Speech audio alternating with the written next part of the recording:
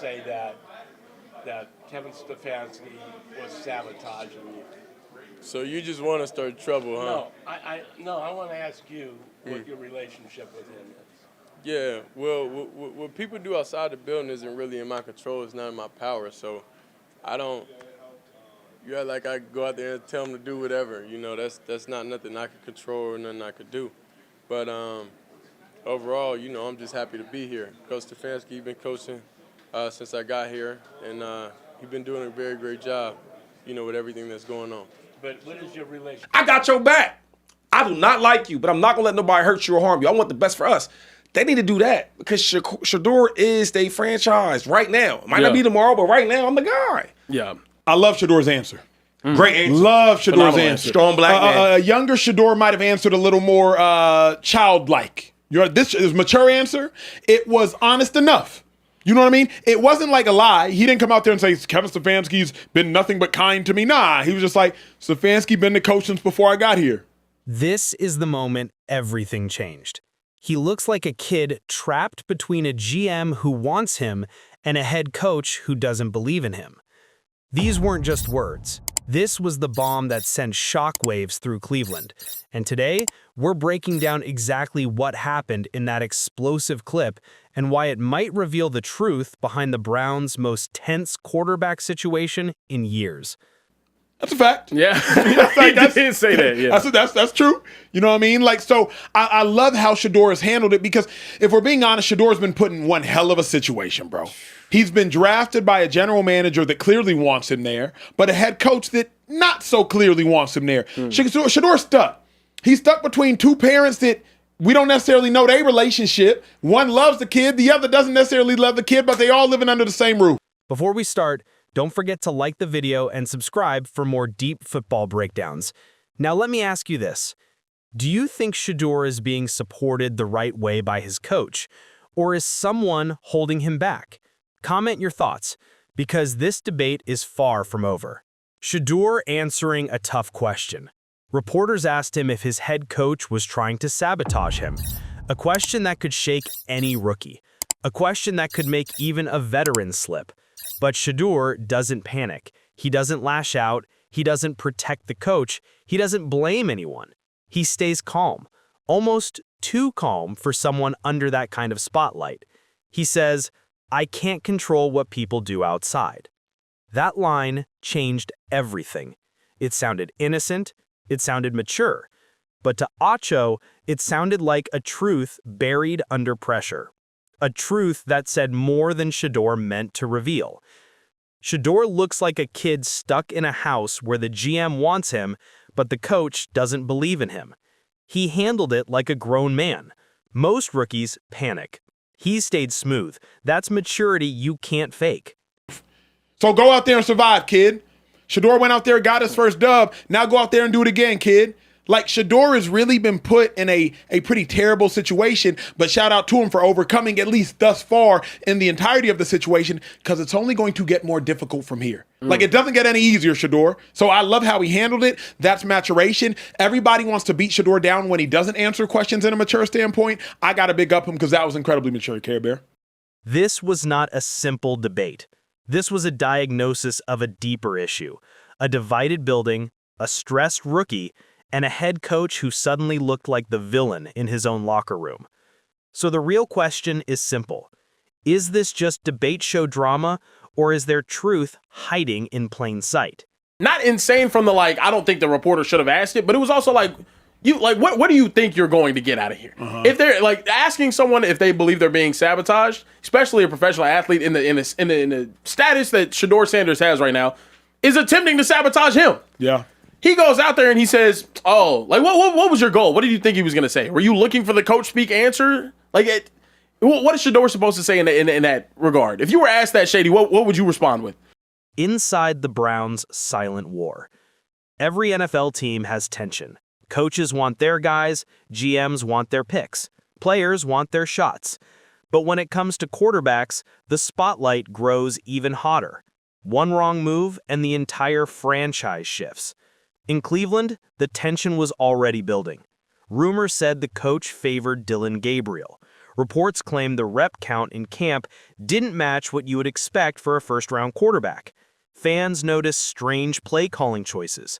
The media caught signs of frustration on the sideline. But nothing put all of it into focus until this moment. Acho didn't invent the conversation. He just said what everyone was already thinking. Why does Shedeur look uncomfortable with the coach? Why does the coach sound so cold when talking about him? Why is the GM so vocal in his support while the coach seems to step back? This isn't normal. This isn't healthy. And this isn't what you expect for a rookie quarterback who is supposed to be the future of the franchise. Ask yourself this. If your coach forces you to split reps, limits your rhythm, changes your play calling, and never fully backs you, can you really perform at your best? Fans see it, analysts see it, even the players feel it. Acho wasn't exaggerating. He was diagnosing, and his diagnosis was simple. There is a split inside the Browns' house. Do you think Coach Reed is trying to sabotage you? Can't use a different name. He ain't even like two different coaches. Yeah. You know what I'm saying? Nah, like, I hear Andy you. Reid's the greatest. Yeah, no, I know. But He I'm love- saying, he know like, how to treat his players. So let's just say Yeah. Coach Chip. Can we say that? yeah, we'll Coach say, Chip. you think Coach Chip Kelly's trying to sabotage you? I would say next question. No, I wouldn't say that. But I would answer like Shedeur. Just because I'm trying to be honest, right, and respectful, and I don't want to piss him off. He already don't like me. Like, it's not a secret that Stefanski don't like Shedeur, so he's trying to be. But I will say this: the one thing I do like about Shedeur, even though he's being respectful to his coach because he don't like him, he still show his side who he is. Shedeur's answer revealed more than he intended. Shedeur's answer was powerful, calm, mature, but maybe too clean. I can't control what people do outside. Why did that hit so hard? Because it didn't sound defensive. It didn't sound supportive. It sounded resigned, like someone who knows something is wrong but refuses to start a fire.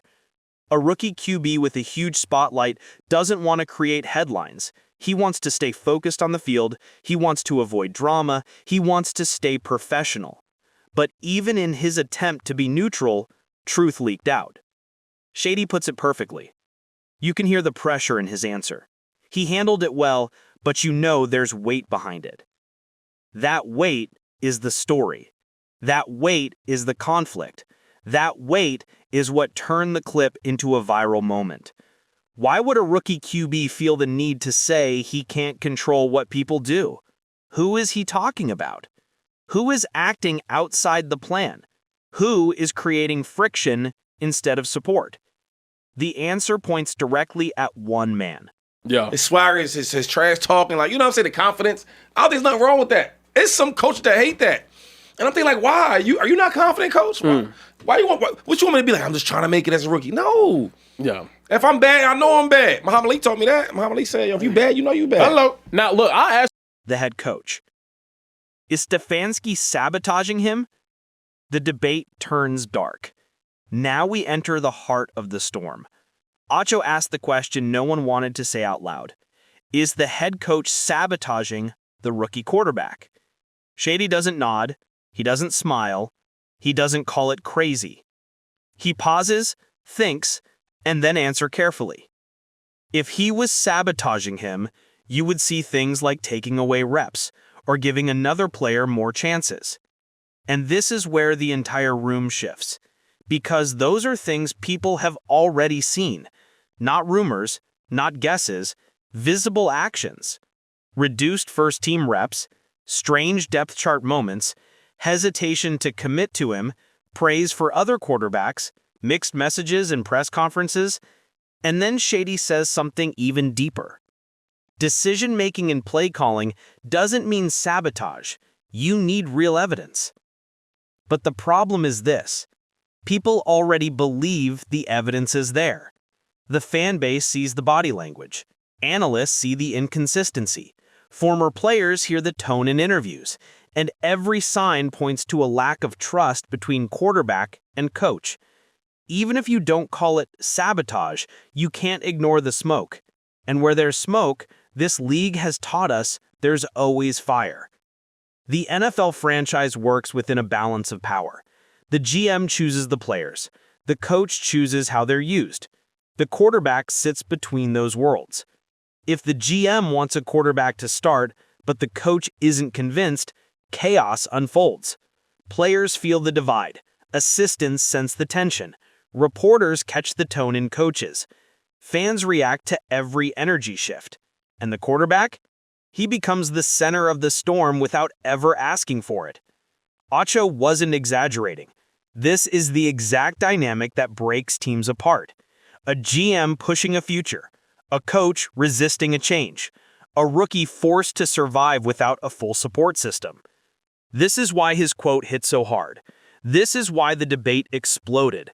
Because this isn't just about Shedeur. This is about the structure of the Browns themselves. Who really runs this team? Whose vision is the franchise following? And most importantly, where does Shedeur fit in the middle of it all? What do you think? Is this a coach problem or a front office problem? Drop your thoughts in the comments. This was the raw moment where the truth slipped out. Shedeur kept his cool. He didn't panic. He didn't blame the coach. But he didn't protect him either. Acho saw the truth behind the calm. Shady felt the pressure in his tone. The entire studio went silent after the comment. You could feel the room change. The tension rose. Nobody wanted to say the word beginning to form in their minds. Sabotage. But whether or not it's intentional doesn't change the result. A quarterback without full support from his coach is already playing from behind. And that is the heart of this story. Will this break the Browns or bring out the best in Shedeur? Now we approach the most important part. Shedeur has always been the type to stay calm. He doesn't panic, he doesn't fold, he doesn't run from pressure. And pressure is exactly what Cleveland is right now. But here's what makes this story dramatic. This isn't a young player melting down. This is a young player rising while the adults in the room can't get aligned. We've seen players collapse under less. We've seen locker rooms fracture under smaller debates. But Shedeur, he's holding steady. The real question is this: can he overcome a divided building? Can he rise above a coach who may not believe in him? Can he prove the GM right and prove the coach wrong? And most importantly, will this be the moment he uses as fuel or the moment that exposes the cracks around him? Tell me what you think. Is Shedeur strong enough to survive this? Or is this conflict going to drag him down? This debate isn't ending soon. Fans are watching every rep. Media analyzes every quote. Players read every headline. The front office feels the pressure building. If Shedeur wins, the GM looks brilliant. If he struggles, the coach gains power. If the team collapses, everyone gets blamed. This conflict affects more than one season. It affects careers. It affects futures. It affects the identity of the franchise. And that is why this single clip became so explosive. It didn't just show a rookie answering a simple question. It showed a rookie standing in the middle of a silent war. A war between belief and doubt, support and resistance, future and fear. Acho saw the truth instantly. And once he said it out loud, the entire NFL world felt the shock. This story is only the beginning. And whether Shedeur rises or falls, one thing is clear. The Browns are no longer fighting the opponents on the field. They're fighting the battle inside their own house. If you want the next chapter of this saga, make sure you like the video and subscribe. And tell me in the comments, who do you think is holding Shedeur back?